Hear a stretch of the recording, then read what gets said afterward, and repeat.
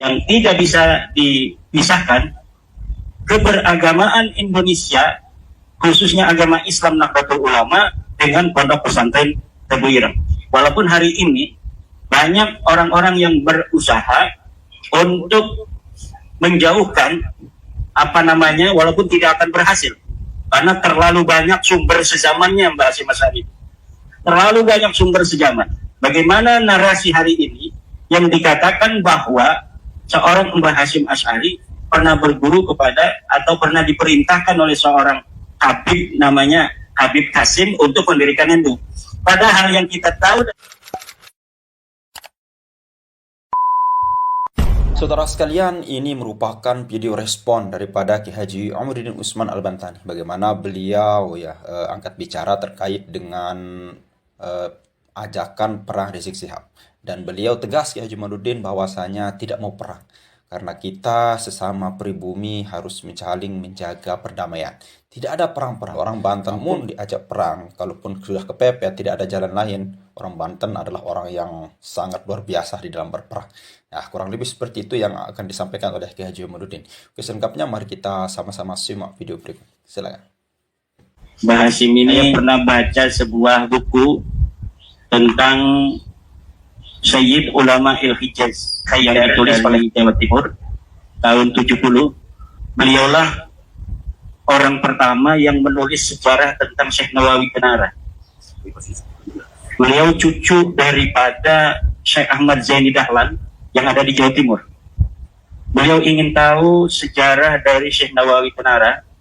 Kemudian beliau datang ke Banten tahun 70-an itu, datang ke tempat maulidnya Syekh Nawawi di Tanara, kemudian datang ke rumahnya Syekh Nawawi Tanara, bertanya kepada keluarga yang masih ada di Tanara ketika itu, walaupun keluarga Syekh Nawawi itu lebih banyak masih di Makkah Al-Mukarramah. Ada juga yang sebagian di Jawa Timur, ada juga sebagian di Tangerang, itu bukan di Tanara, tetapi di Kampung Gunung, di Mauk.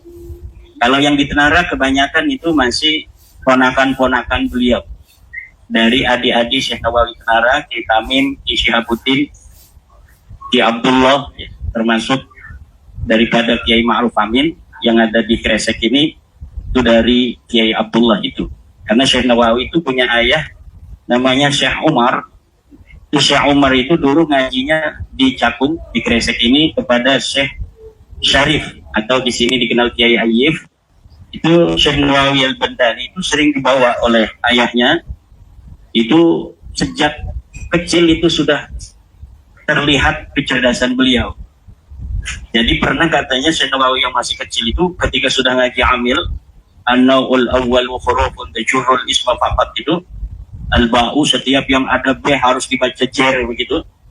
Ketika gurunya itu mengatakan kitab Hidayatul Hidayah Madmuman, itu sampai rumah Syekh Nawawi ngomong sama bapaknya, itu gurunya Abah itu katanya goblok itu. Kenapa? Kenapa ada huruf jer B katanya dibacanya Bidayatul Hidayah? Harusnya Bidayatil Hidayah. Nah, ketika ngaji lagi Syekh Umar ini bertanya, atau bukan tanya, ngadu sama Kiai Ayyib. Kata Kiai Ayyib, itu anak kamu mau jadi kiai besar, udah dipondokin aja, di pesantrenin.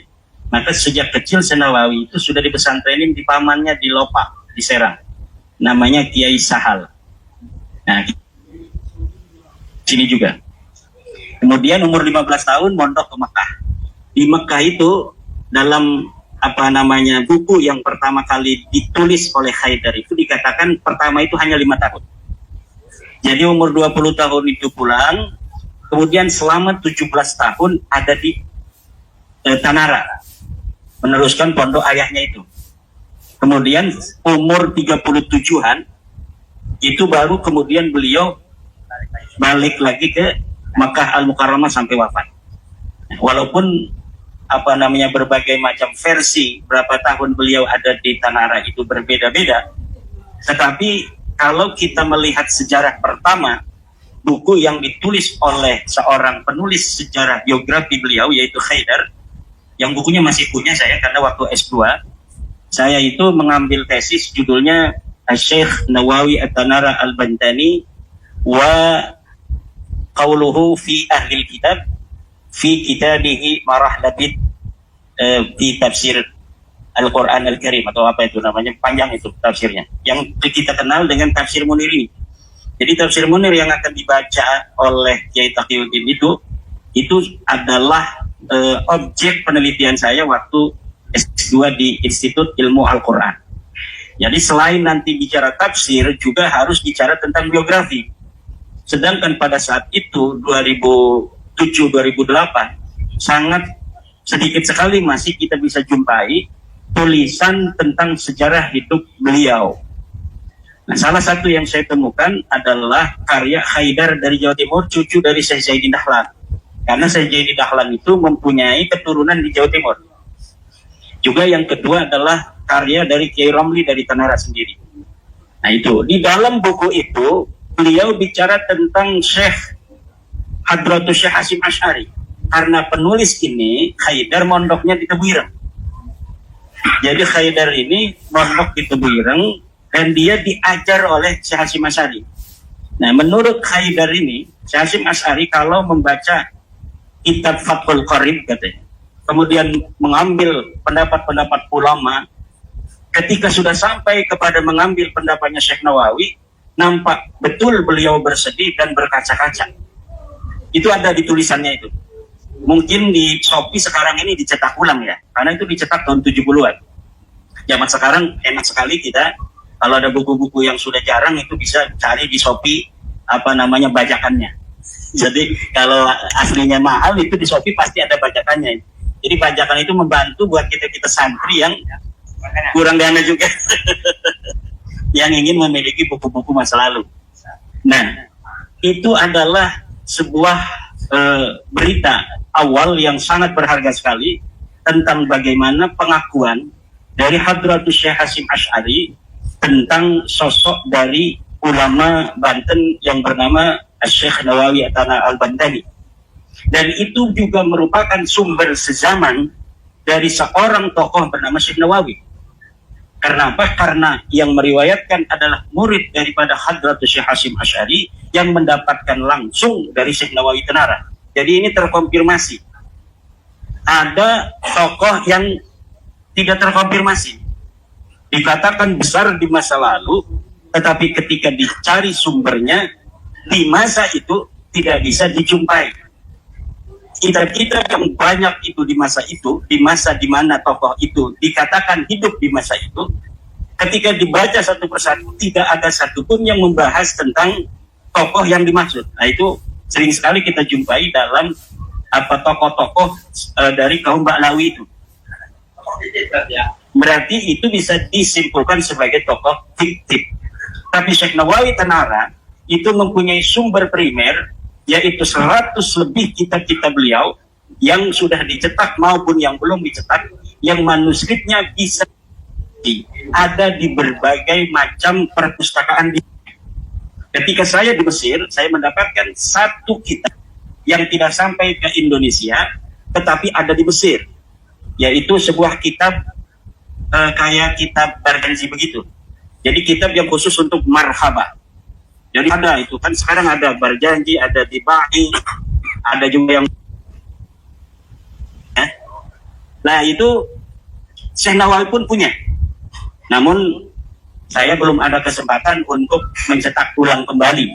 Tapi manuskripnya, PDF-nya saya bawa waktu itu dari Mesir. Kemudian di Leiden itu banyak pula manuskrip-manuskrip karya Syekh Nawawi yang juga tidak sampai dicetak di Indonesia. Dan yang mengejutkan, ternyata di Banten ini, tokoh kitab kuning itu bukan hanya Syekh Nawawi. Sebelumnya itu, ada ulama besar yang mempunyai banyak kitab karangan dalam bahasa Arab, yang hari ini kalau santri ditanya tidak mengenal namanya. Namanya Syekh Abdullah bin Abdul Qahhar, yang sangat banyak menulis kitab dalam bahasa Arab, yang manuskripnya, beberapa itu saya temui ada di Leiden juga. Tapi kita memerlukan banyak biaya lah untuk bisa membawa manuskrip itu atau memfotonya, kemudian kita cetak kembali dan kita perkenalkan kepada dunia bahwa Banten itu memang mempunyai sebuah kekhasan sebagai pelopor ilmu pengetahuan agama di Nusantara, selain di Aceh. Jadi ulama-ulama masa lalu yang bisa untuk dikatakan sebagai pelopor untuk di Nusantara itu memang Aceh. Tidak bisa dipisahkan sejarah Islam Indonesia ini dengan sejarah Islam Aceh, karena memang pertama kali Islam itu Aceh. Kemudian di Jawa itu diantaranya adalah bagian yang paling tua terkonfirmasi dalam data-data sejarah. Tahun 1634 Mekah, Usnas, ada sebuah kitab namanya Al-Mawahib Ar-Rabbaniyah lil Ajwibah lil As'ilah Al-Jawiyah. Al-Mawahib Ar-Rabbaniyah karangan siapa? Karangan Ibnu Allah. Siapa yang nulis? Yang nulis namanya Raden Arya Wangsa. Dia ditugaskan untuk mengawal Pangeran Pakik. Pangeran Pakik ini nama kecil dari Sultan Abul Ma'ali Ahmad. Sultan Abul Ma'ali Ahmad ini waktu kecil namanya Pangeran Pakik. Dibuatlah sebuah tim oleh Sultan Abdul Fakhir Mahmud Abdul Qadir 1634 untuk memondokkan anaknya di Mekah. Karena anak raja nggak mungkin mondok sendiri kayak kita, assalamualaikum ke lurah pondok, tapi dibentuk tim yang diketuai oleh Lebe Panji. Lebe Panji ini adalah leluhur daripada pondok pesantren Membaul Hikmah Rengit, leluhur dari Kiai Qalyubi dan Kiai Mahmud di Rengit. Nah, wakilnya adalah Raden Arya Wangsakara. Sayangnya di Mekah baru beberapa hari tinggal Lebe Panji ini wafat. Akhirnya digantikan ketua timnya adalah oleh Raden Arya Wangsakara. Tulisannya bagus, kemudian menulis beberapa kitab karya daripada Ibnu Allan ini. Nah, untuk diberikan kepada Sultan Abul Mafakhir Mahmud Abdul Qadir. Nah, makanya nama Sultan Abul Mafakhir tercantum dalam kitab Al-Mawahib Ar-Rabbaniyah, dan sekarang sudah disarahi oleh Wakil Sekretaris Jenderal PBNU Dr. Ginanjar Sya'ban. Ini sudah disarah oleh Dr. Ginanjar Sya'ban. Dr. Ginanjar Sya'ban ini seorang filolog PBNU yang hari ini dipercaya oleh Ketua Umum Gus Yahya untuk menjadi Wakil Sekretaris Jenderal. Dulu bersama saya di Turas. Ya, kita adalah para pencinta turas-turas Nusantara. Kita bersama-sama mencari buku-buku masa lalu dari ulama-ulama Nusantara, kemudian kita pamerkan bersama di Jakarta Pak Usman. Nah, ini adalah merupakan sebuah rangkaian di mana santri-santri Tebu Ireng, terutama yang berasal dari Banten ini, untuk tidak melupakan sejarah. Karena apabila kita melupakan sejarah, maka orang lain yang akan menyusun sejarah itu.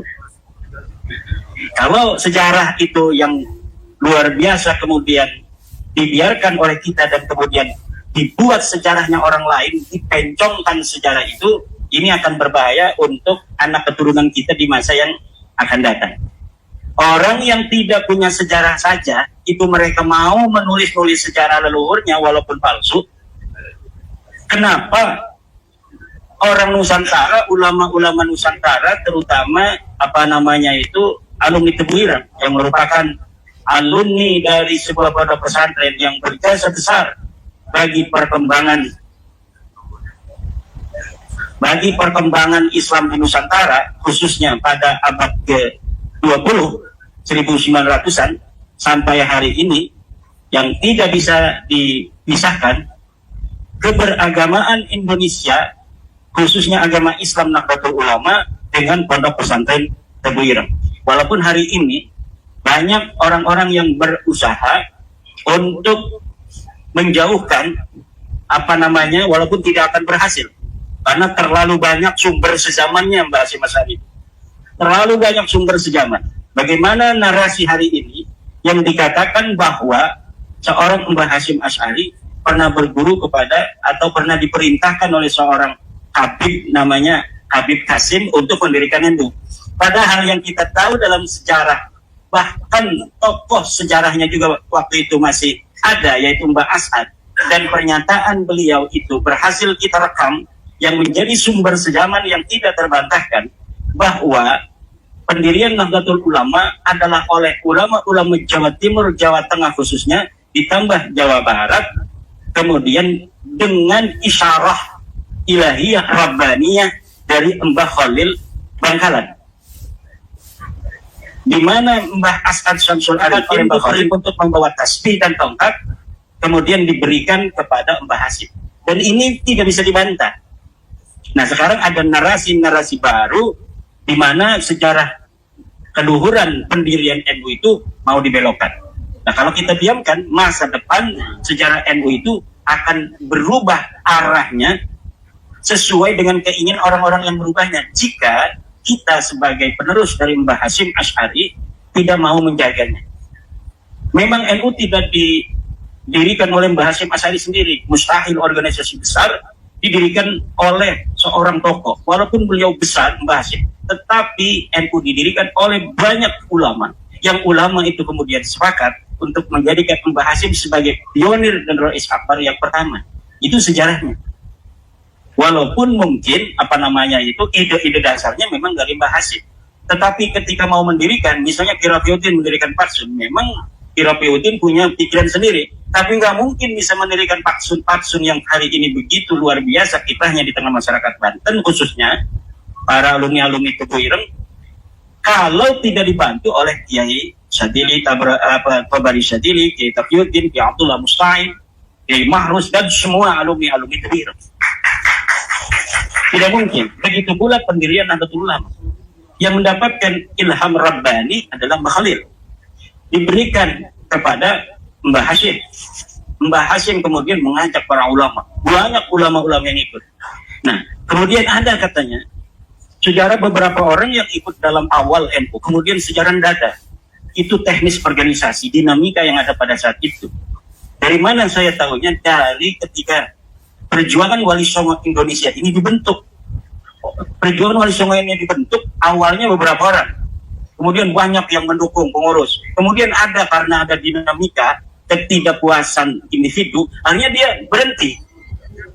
Ketika misalnya akta notaris belum jadi, dia berhenti dulu. Memang dia pendiri awal, pencetus. Tapi ketika dia karpe dewek, nggak mau bareng-bareng, kemudian dia tidak ada di dalam akta notaris itu. Dan sedangkan sejarah itu membutuhkan sebuah bukti empiris berupa catatan.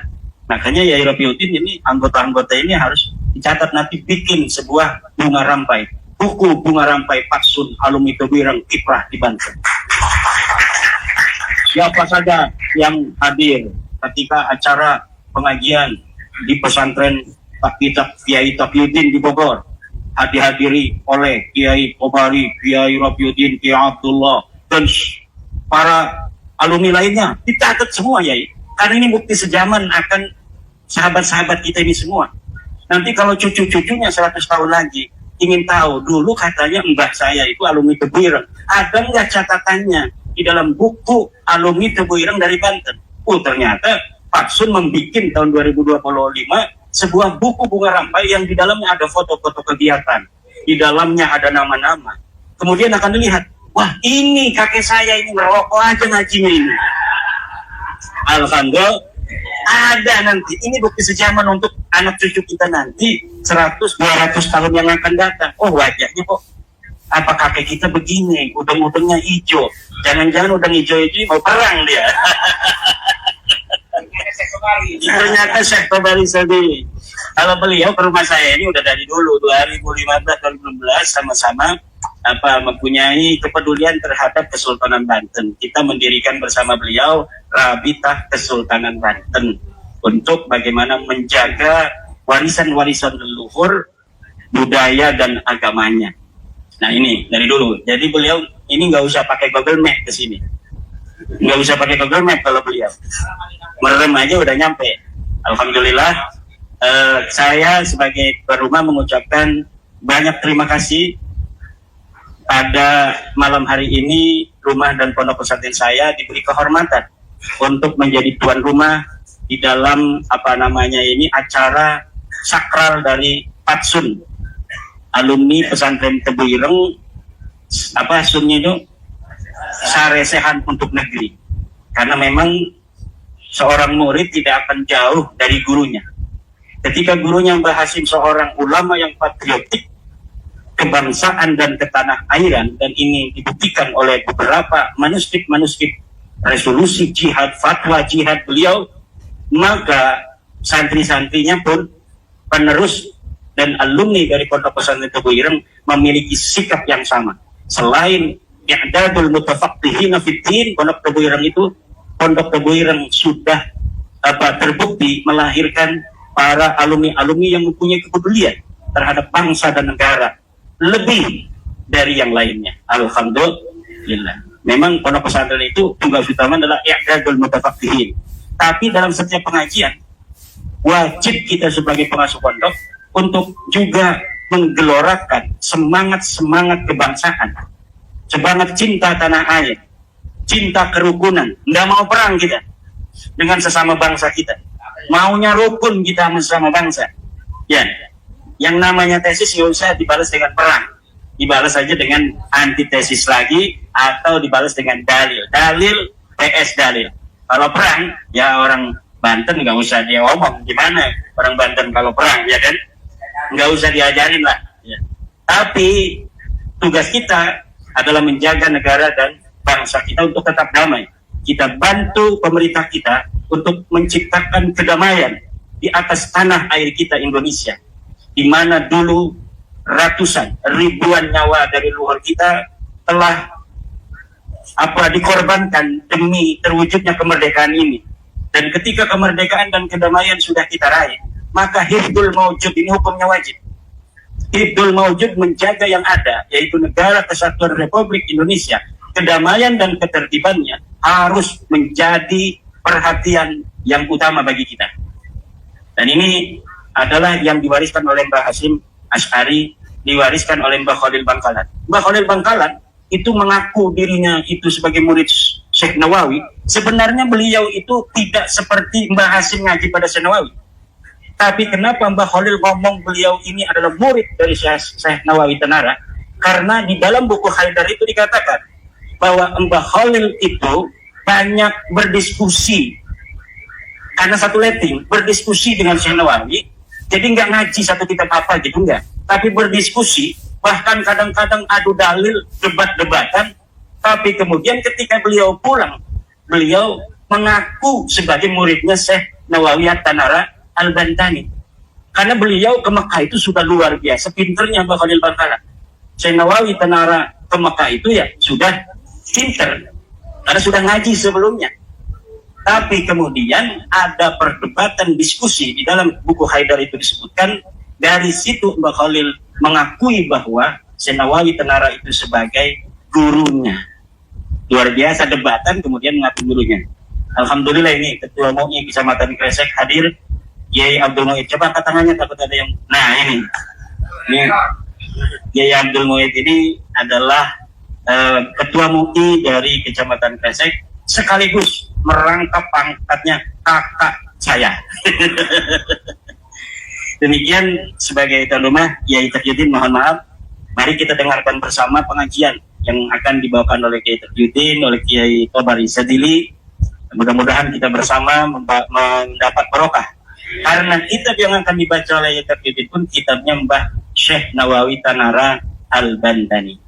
Wallahu wal wafiqu ila aqwamit thoriqin. Wassalamualaikum warahmatullahi wabarakatuh. Oke, saudara sekalian, itu ya tadi penyampaian secara singkat Kiai Haji Umiruddin Usman Al-Bantani. Tampaknya beliau semakin hari semakin bijaksana di dalam menanggapi kekanak-kanakan Rizik Syihab ya.